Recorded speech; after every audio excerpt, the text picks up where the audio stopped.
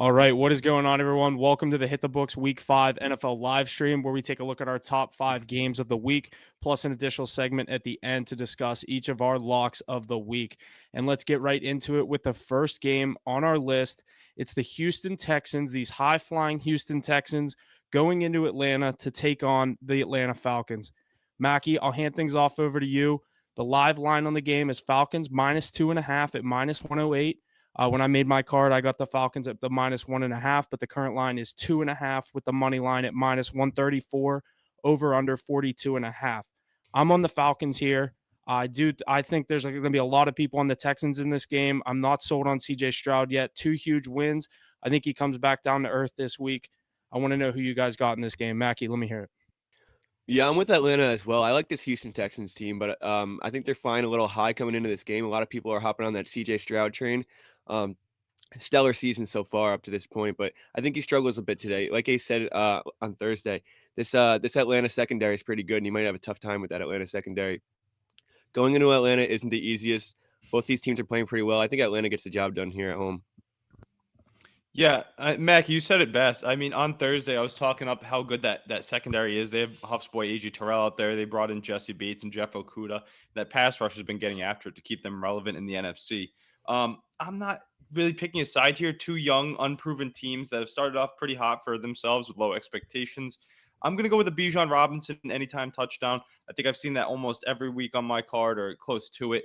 He's got to get in here. I expect there to be some points. I don't think Stroud falls completely flat on his face. He's been too hot to do so. 0 interceptions so far. That's a crazy stat to me. I think he has a good game here with Nico Collins, Tank Dell, Robert Woods. I think it's going to be competitive throughout. I think it's a one-score game either way. Not picking a side here, but I like Bijan to get in this week. What do you think of Damian Pierce this week? Oh, I think he actually bounces back finally. He's been getting the volume that we expect to see, 10 to 15 carries minimum per game. Hasn't been turning it into much, but I expect him to go over at least 60 yards today. Maybe find the end zone as well. There you go, Haas.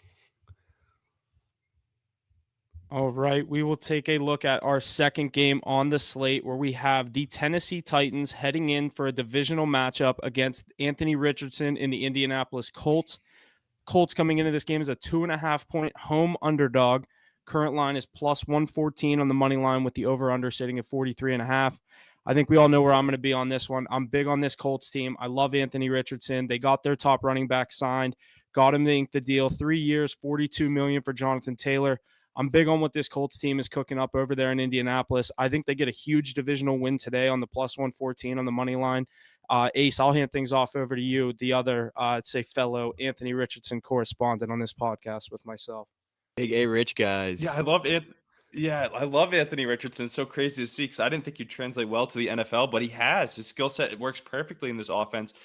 Good team to really go into. A lot of good pieces there, I think, but he's just got to stay healthy. That's what scares me from taking these money lines. The way he plays, he puts himself in so much danger. I love him to score a touchdown. I saw you had that, Huff. That is Um, my play. Yeah, I forgot to yeah, say that. I think they win the game, but my play is his touchdown at the +140. I love that. but Mackie and I were talking up the other side of the ball on the podcast the other day. Mike Vrabel always has those Tennessee Titans fighting hard. Derrick Henry, no slouch with Tajay Spears right behind them. It's a divisional game matchup of the two teams looking to compete with the Texans for second place in the AFC South. None of us thought we'd be saying that. But I think it's going to be played close to the vest. Very low scoring game. Points are going to be hard to come by. A lot of field goals. I think Henry and Taylor get the ball a lot. Don't expect Zach Moss to be fully phased out of this offense. He's been solid in his I agree. reserve role. I like him a lot. I thought they would maybe deal JT, maybe they could deal him, but maybe just keep both and roll with a tandem. And we were talking about Mac the other day. Maybe a healthy JT with a lesser workload can get back to that elite performance. But I've got the under in this matchup. Lean Colts as well. Lean Richardson to get in, like the value on that. Mackie, you to hear what you have to say about this AFC South divisional matchup. Yeah, I'm actually big on Tennessee today. Kind of surprising that they're going into Indianapolis, and I like it. But I see a big game from Derrick Henry. This Indianapolis Colts team is 0-2 at home this season. Granted, the Tennessee Titans are also 0-2 on the road, but I think Mike Vrabel does enough to get this job done. Like you said, probably a low-scoring game, a lot of ground and pound. You got two good running backs. Jonathan Taylor is finally back. I think a lot of people are going to be hopping on Indianapolis for that reason. He's kind of got to get back in the swing of things. I know he's been in this offense for a few years, but he hasn't been playing the last few weeks, so he's still got to get a feel for things. I think Derrick Henry has a monster game, wins the game by himself. Ryan Tannehill just really needs to do the minimum, and I think that they can get the job done. I love Tennessee today, probably going to be on my definitely on my card. You'll see what I did with that later, but definitely big on Tennessee today. They need to get the job done.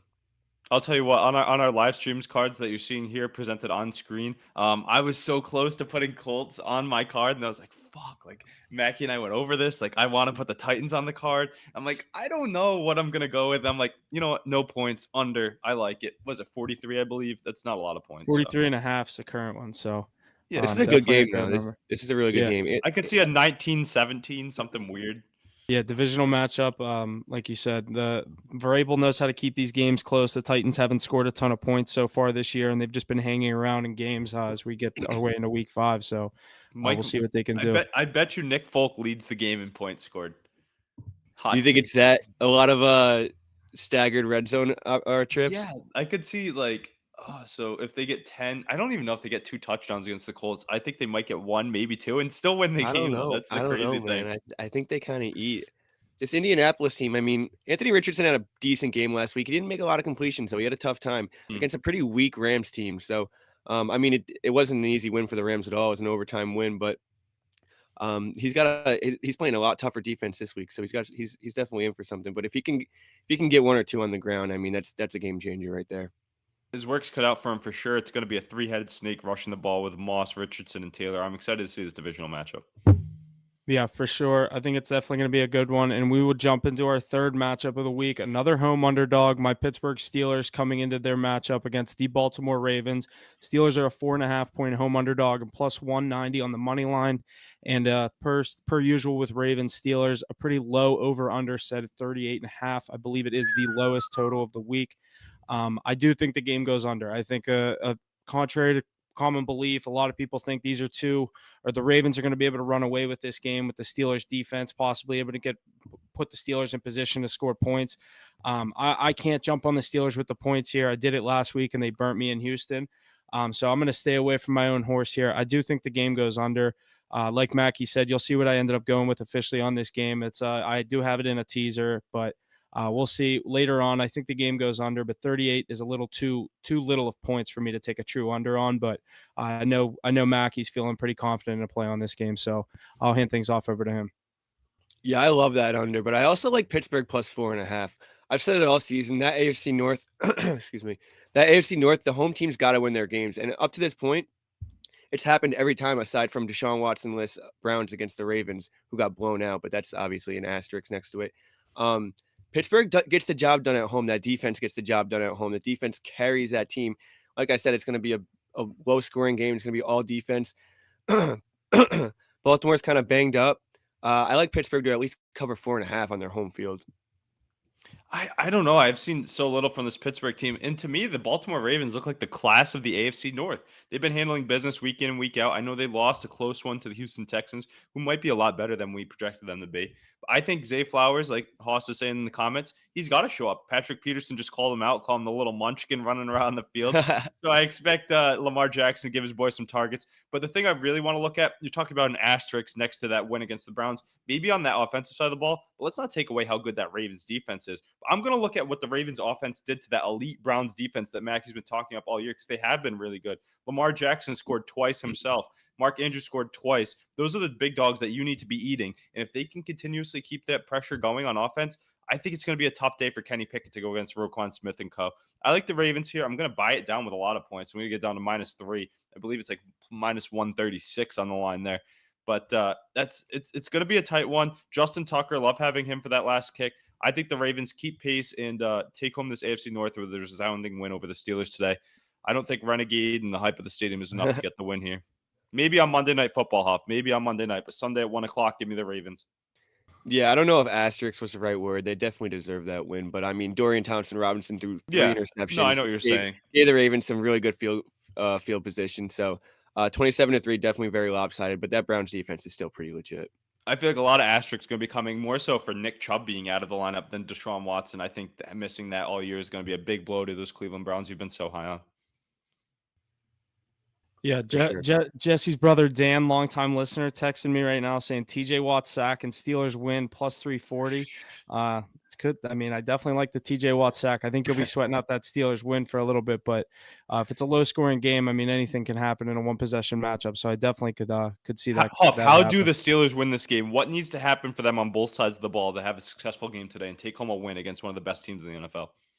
You got to see something from the offense that we haven't seen now last week. And the same thing I've been saying all week. The defense just has to do what they did last week. I mean, they let CJ Stroud do whatever he did against them. So, I mean, I'd like to see the defense step back up, play some AFC North football in a division rivalry at home, like Mackey said, get the home crowd going.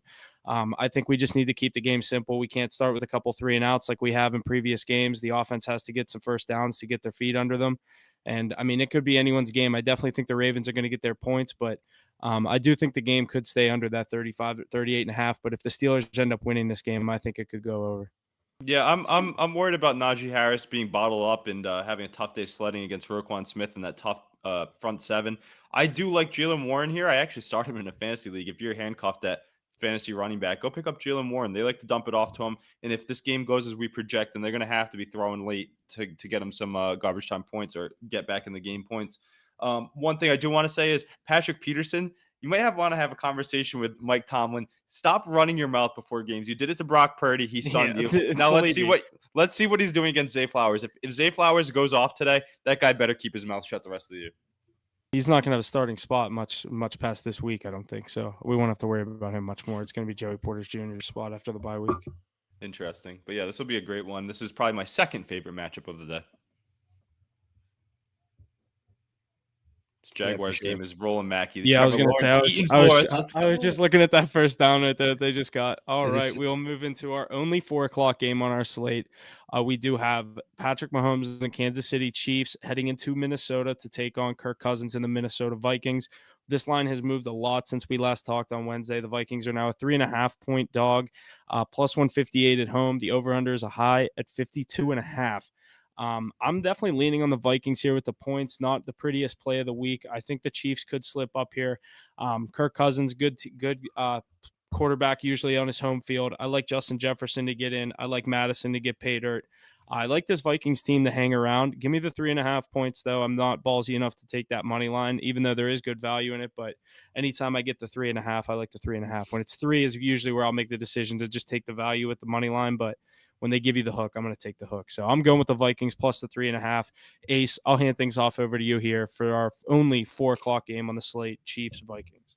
Yeah, you don't even have to ask me what I'm going with here. I think you already know. The best quarterback, best player in the league by the half a point, -3, just for the peace of mind. But I think Patrick Mahomes has a day here. Travis Kelce yet to go for a big day. Patrick Mahomes yet to have that career day. I think he comes this week against a really, really weak Vikings defense. But don't get me wrong, Justin Jefferson, he's going to have a good game against the secondary. Chiefs secondary, much underrated, much better than people thought. But I think that Patrick Mahomes, he'll get it going with whoever's in that wide receiver room. A lot of points. Look for Jefferson to go over 150 as they chase. But -3 is one of my favorite plays of the day. I think the Chiefs definitely get this one. I like Kelce to get in the end zone, not carding it this week. Taylor Swift, you screwed me last week. So just taking the Chiefs -3. Mackie, what do you got on this one? Yeah, this is definitely going to be a shootout. I think I like the over. What did you say? It was 52. 52.5 is what I have here. I like Yeah, the over. definitely one of those games that should be a shootout. It's just a question mark of if the Vikings can keep up with that Kansas City offense, because that Kansas City defense can definitely give up points, especially the best receiver in the game and that connection with Kirk Cousins. If Minnesota can keep up, I think this could be a really good game. Minnesota loves to lose one possession games. Last year they loved to win them. This year they love to lose them. So in this situation, you definitely want to take the 3.5, but I do lean Minnesota plus 3.5. At home, I think that they can keep up. That offense should be rolling. Jett to have a big game. The ball's going to be in the air all game for both teams. It's just, can you contain Pat Mahomes a little? That's the big question. What's funny to me, Mackie, is people love to call these Chiefs one-dimensional almost because they love throwing the ball so much. I think they're just so good at it that they do it a lot. But this Vikings team to me is one of the most one-dimensional offenses in the NFL. With the departure of Dalvin Cook, they have not been able to get anything going on the ground. We saw they brought in Cam Akers because of Madison's woes. I think he's better than when he played, but I think Pacheco is a much stronger day. I like him to get in the end zone this week. I think that it's going to be very tough. Jefferson's going to get his, and they're going to put up air yards. I just don't think they're going to be able to keep pace with the Kansas City Chiefs today. Yeah, that's just the big question. They got to keep pace, and they got to get a few stops on defense as well. If Pat Mahomes is on this game, it could be a tough day for Kirk Cousins and co. But I think Minnesota keeps it close. I mean, it's a home game. The line's moving a lot in their favor.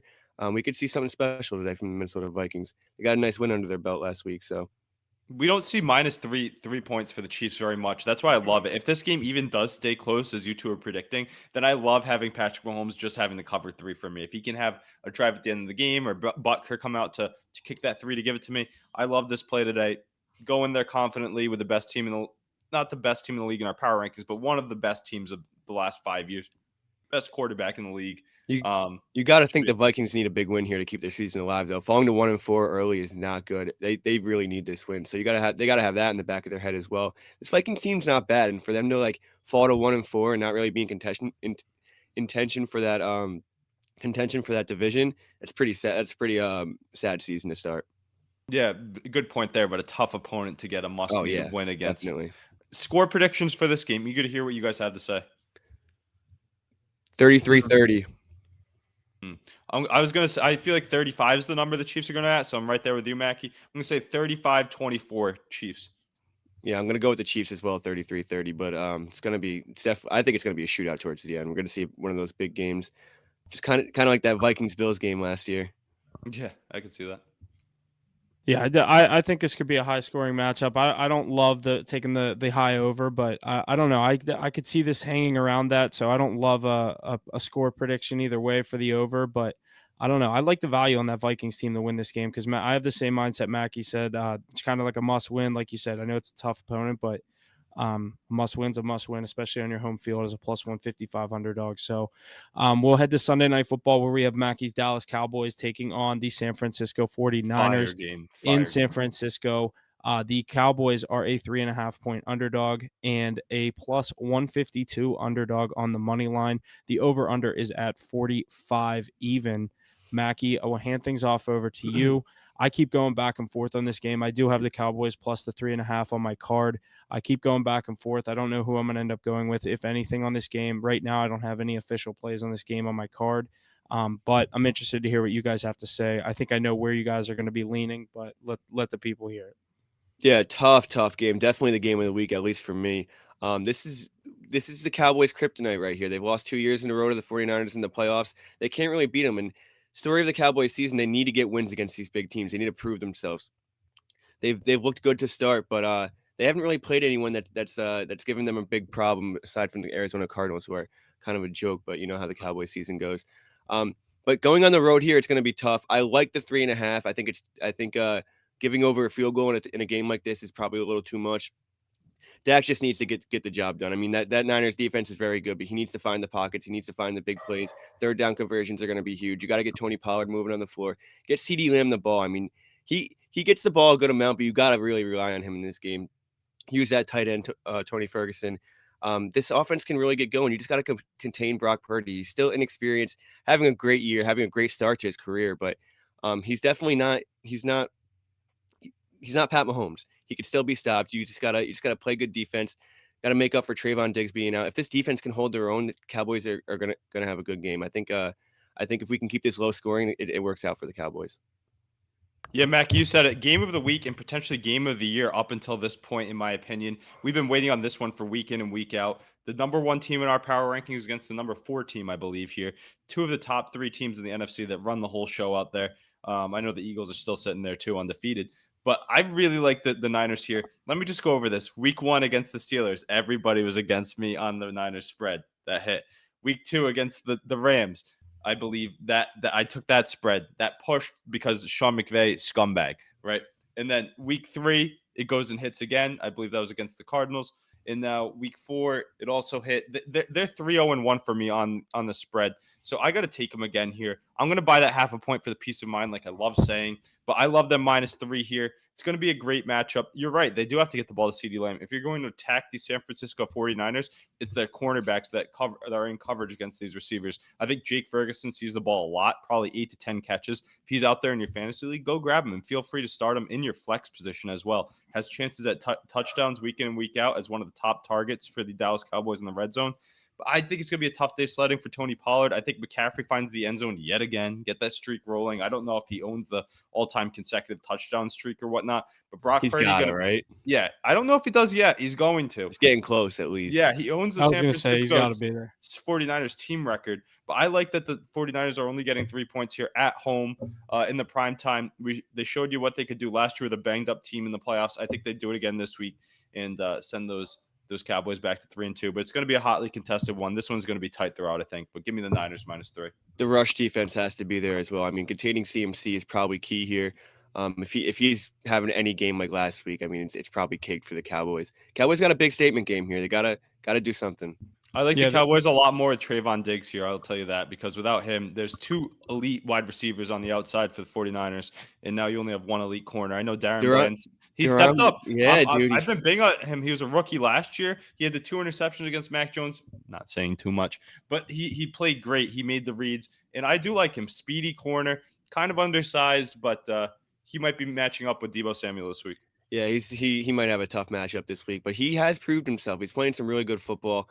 Now Ace is all talking down Mac Jones after that game. All right, I see how it is, but yeah, he just needs to step up, have a big game. Hey, don't worry, Mac Jones, Patriots, Alex Freitas, shout out to you joining the chat. Pig's very own. They're gonna get the win today. Saints money line on the money line. Patriots on the money line. Banged up Patriots team. Nah, no, thank you. Yeah, there's a reason that's not our game of the week. That'll be a snoozer, but Patriots love winning the snooze fests. All right, that's going to do it for our 5 games of the week. I'm going to hand it off to Mackie. Let's hear your lock of the week that was not on our slate, or could have been, I guess. What is your play of the week? Yeah, my play of the week was actually on the slate. I'm going to go with the Tennessee Titans -2.5, going on the road in a divisional matchup to get the job done. How sweaty. Yeah, you know how I like my sweats on Mortal Locks. Mortal Locks haven't really been Mortal Locks this year for me, but I love this one. I got a 2-unit on my card for all those listening. Oh my God, Mackie, I'm siding with you with that Titans game, but the mortal sweat is more like it. I think that's gonna be a fun one to watch in the 1 o'clock slate. That might be one of the last games, when it flips in the red zone and it's like, oh, what games are still going in the witching hour? It's gonna be Colts and Titans, and you're gonna have to end up on the right side, and you have so far. So kudos to you. My mortal lock of the week, going 3-1. Now I was undefeated, but then I fell into the trap of the Pittsburgh Steelers, and that guy Najee Harris, he stinks. And I don't know why. Don't say I didn't talk yet. Try to talk that one. Against the Houston Texans, they got their doors blown wide open. At least we got smoked by a good team. But hey, what are you gonna do?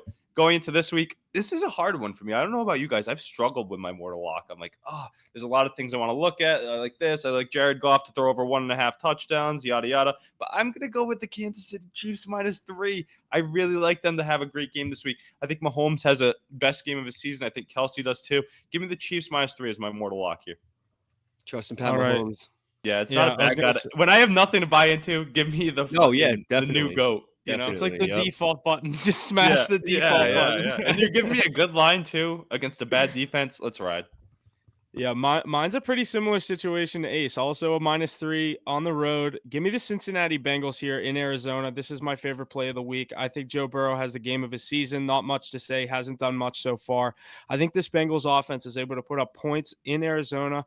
I don't like the Cardinals to put up too much on this Bengals defense. I know this Bengals defense hasn't been crazy to start the season, but I think they're able to contain whatever Arizona is going to put out there on offense today. I think the Bengals murder them. I think this is a rout. I think it should be a 7-point spread. The Bengals don't deserve it right now with the points that they've put up and the performances that they've had at 1-3. Give me the Bengals -3. This is my favorite play of the week. You're making me buy back in. This sucks because Mackie, I think we said it on the pod. I was like, I'm not carding them anymore. I'm 0-2 with them, and they're screwing me over. I love the spot that they have today, and now Hop's making me think about buying. Cardinals are done. They're done with their little cover of America's team. No, that's over. Yeah, they don't have enough points to cover here. You're saying you gotta assume the Bengals get a win here. I mean, starting 1-3, you fall to 1-4 against the Arizona Cardinals. I mean, yeah, just chalk the. Would you be surprised if they lose this game? Yes, definitely. Yeah, I would. be. I would 100% be surprised. This is a must-win situation for Joe Burrow. You have to beat Josh But Dobbs. he's and not the Arizona healthy at Cardinals. all. I know, but even the team around him is even good. I You agree. got to You don't step have to up when do. you're I leading agree. The down, rest though. of the team is going to get the win this week. I think Joe Mixon has a big day, actually. He's kind of at a slump to start the year, too. I think he might go for 100 this week, break the century mark, and find the end zone. James Conner on the other side of the ball scares me a bit, too. And that offense for Arizona's looked better than we thought, and that Good, Cincinnati dude. defense Very good. stinks.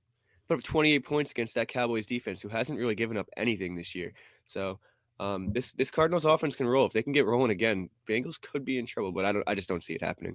I'll tell you one thing though. This is why they're 1-4 in the AFC North. Tough division. Every other team in that division, great defense. They pride themselves on it. The Bengals defense is ass. They are not a good defense, right? They've let guys like Jesse Bates walk. I know they have all the firepower on offense, but if your guy Joey B isn't at 100%, then I don't know. It's scary. I'm gonna stay away. When Huff's talking him up again, it makes me think. Ride with caution, -3. Chance Galucci, who does he like? He likes Cincinnati -3 as well. Yeah, I mean, why wouldn't you? You'd think they got it, but we'll see. I'm trying to get a line here. I was looking at Jamar Chase touchdown. It's +130 on Barstool. What is it on FanDuel? Didn't he Good finally old- get in last week? Yeah, I was gonna Yeah. say. I think this is a game where he gets in again. +130. That's pretty good value on him. It's +100 on FanDuel. So, just got to shop the odds there for those anytime touchdowns. But, Jesse, you want to send in your mortal lock and we can let the people know? You want to put it in the chat? What do you want to do here?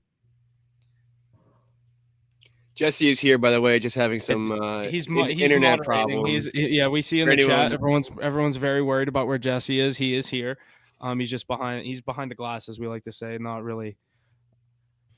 Hey, one thing I do want to say, shout out to everybody for joining. Sorry for the delay. Technical difficulties on my fault. Happy that we have the NFL Network showcasing the Jacksonville Jaguars, who Mackie and I took +205, up 11-0 early. I don't know why they went for 2, but they hit it. That's awesome. Doesn't matter as long as they did it. Send us your last-minute fantasy questions in the chat here. Send us your mortal locks. We'll shout them out for you. Anything you got before we jump off today, let us know. Yeah, and as we wait for that, make sure to like and subscribe for the stream to the YouTube, Instagram, wherever you get all your social media content. Make sure you stay tuned. All of our plays, all of our 1 o'clock cards will be posted by, let's say, 11:30, and then 4 o'clock, 8 o'clock, and on.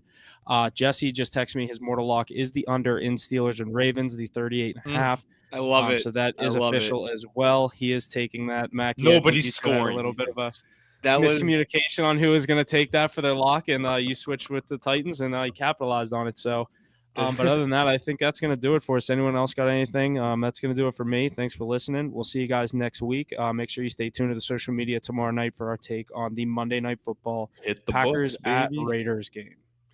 Yeah, week 5 already. Season's rolling. Let's hop on it and take advantage, win some money.